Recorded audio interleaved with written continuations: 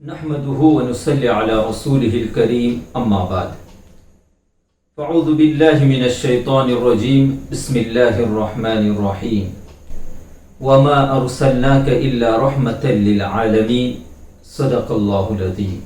سامعین و ناظرین، اللہ رب العزت نے نبی کریم صلی اللہ علیہ وسلم کو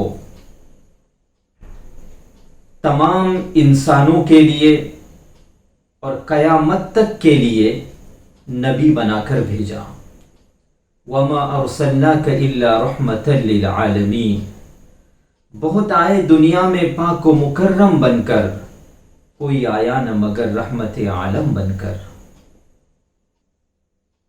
آج کے اس ویڈیو میں نزول وحی اس واقعے کو لے کر آپ حضرات کی خدمت میں حاضر ہوا ہوں. آپ صلی اللہ علیہ وسلم کی عمر 40 سال کو پہنچی تو آپ پر نبوت کی نشانیاں ظاہر ہونے لگے، جیسے سچے اور اچھے خوابوں کا دیکھنا، تنہائی کو پسند کرنا، پتھر اور درختوں کا آپ صلی اللہ علیہ وسلم کو سلام کرنا اور فرشتوں کے نور کو دیکھنا. ایک دن آپ صلی اللہ علیہ وسلم غار حرا کے اندر عبادت میں مشغول تھے کہ بالکل اچانک ایک فرشتہ آپ صلی اللہ علیہ وسلم کے پاس غار میں ظاہر ہوا. یہ حضرت جبرائیل علیہ السلام تھے جو ہمیشہ اللہ رب العزت کا پیغام اس کے رسولوں تک پہنچاتے رہے. فرشتے نے ایک دم کہا، پڑھیے. نبی کریم صلی اللہ علیہ وسلم نے فرمایا، میں پڑھنا نہیں جانتا، ما انا بقاری. فرشتے نے آپ صلی اللہ علیہ وسلم کو پکڑا اور نہایت گرم جوشی کے ساتھ زوردار معانقہ کیا، پھر چھوڑ کر کہا، پڑھیے. آپ صلی اللہ علیہ وسلم نے فرمایا، ما انا بقاری، میں پڑھنا نہیں جانتا. پھر دوسری مرتبہ فرشتے نے آپ صلی اللہ علیہ وسلم کو اپنے سینے سے چمٹایا، پھر چھوڑ کر کہا، پڑھیے. آپ صلی اللہ علیہ وسلم نے پھر وہی جواب فرمایا، میں پڑھنا نہیں جانتا. پھر تیسری مرتبہ فرشتے نے آپ صلی اللہ علیہ وسلم کو بہت زور کے ساتھ اپنے سینے سے لگا کر چھوڑا اور کہا کہ اقرأ بسم ربک الذی خلق خلق الانسان من علق اقرأ وربک الاکرم الذی علم بالقلم علم الانسان ما لم یعلم. یہی سب سے پہلی وحی تھی جو نبی کریم صلی اللہ علیہ وسلم پر نازل ہوئی. ان آیتوں کو یاد کر کے نبی کریم صلی اللہ علیہ وسلم اپنے گھر تشریف لائے.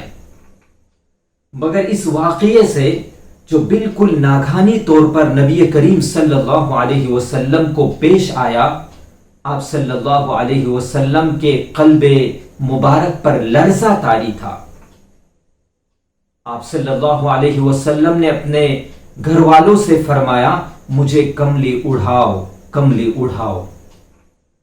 جب آپ صلی اللہ علیہ وسلم کا خوف دور ہوا اور کچھ سکون ہوا تو آپ صلی اللہ علیہ وسلم نے حضرت خدیجہ رضی اللہ تعالی عنہا سے غار میں پیش آنے والا واقعہ بیان کیا، بیان فرمایا اور کہا، مجھے اپنی جان کا ڈر ہے.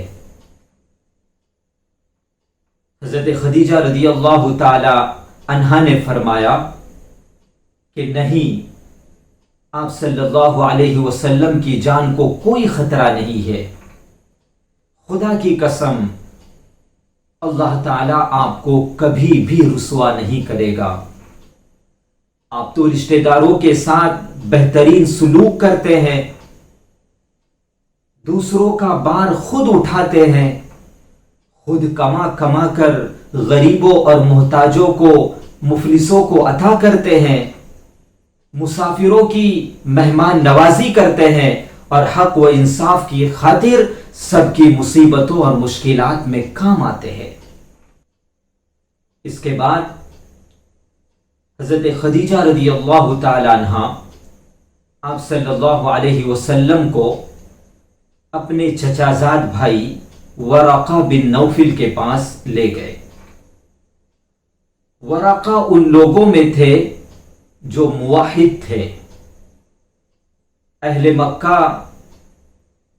کے شرک اور بت پرستی سے بیزار ہو کر نصرانی ہو گئے تھے، اور اب جو ہے بوڑھے اور نابینا ہو چکے تھے۔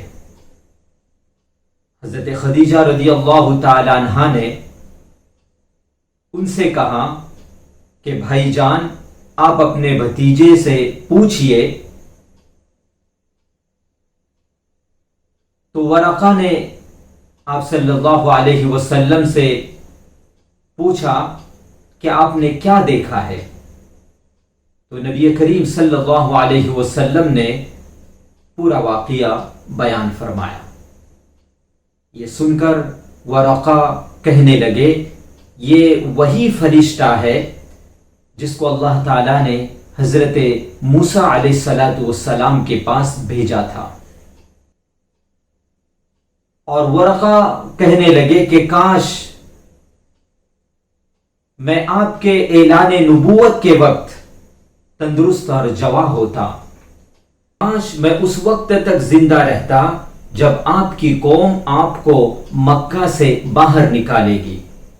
یہ سن کر نبی کریم صلی اللہ علیہ وسلم نے تعجب سے فرمایا کہ کیا مکہ والے مجھے مکہ سے نکال دیں گے؟ تو ورقہ نے کہا، جی ہاں، جو شخص بھی آپ صلی اللہ علیہ وسلم کی طرح نبوت لے کر آیا، لوگ اس کے ساتھ دشمنی پر کمر بستہ ہو گئے۔ اس کے بعد کچھ دنوں تک وحی اترنے کا سلسلہ بند ہو گیا، اور حضور پاک صلی اللہ علیہ وسلم وحی کے انتظار میں مضطرب اور بے قرار رہنے لگے۔ یہاں تک کہ ایک دن نبی کریم صلی اللہ علیہ وسلم گھر سے باہر تشریف لے جا رہے تھے کہ کسی نے یا محمد صلی اللہ علیہ وسلم کہہ کر پکارا۔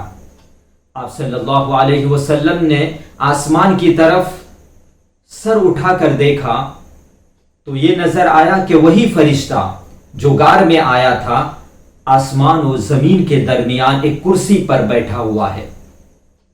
یہ منظر دیکھ کر آپ صلی اللہ علیہ وسلم کے قلب مبارک میں خوف کی کیفیت پیدا ہو گئی، اور آپ صلی اللہ علیہ وسلم مکان پر آ کر لیٹ گئے، اور گھر والوں سے فرمایا کہ مجھے کمبل اڑھاؤ، کمبل اڑھاؤ۔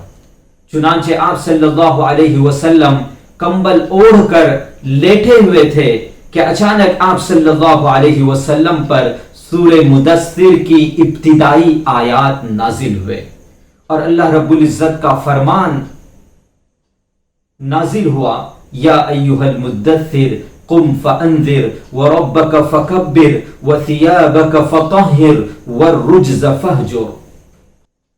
ان آیات کے نزول کے بعد نبی کریم صلی اللہ علیہ وسلم کو اللہ رب العزت نے دعوت اسلام کے منصب پر مامور فرما دیا، اور آپ صلی اللہ علیہ وسلم اللہ رب العزت کے حکم کے مطابق دعوت حق اور تبلیغ اسلام کے لیے کمر بستہ ہو گئے۔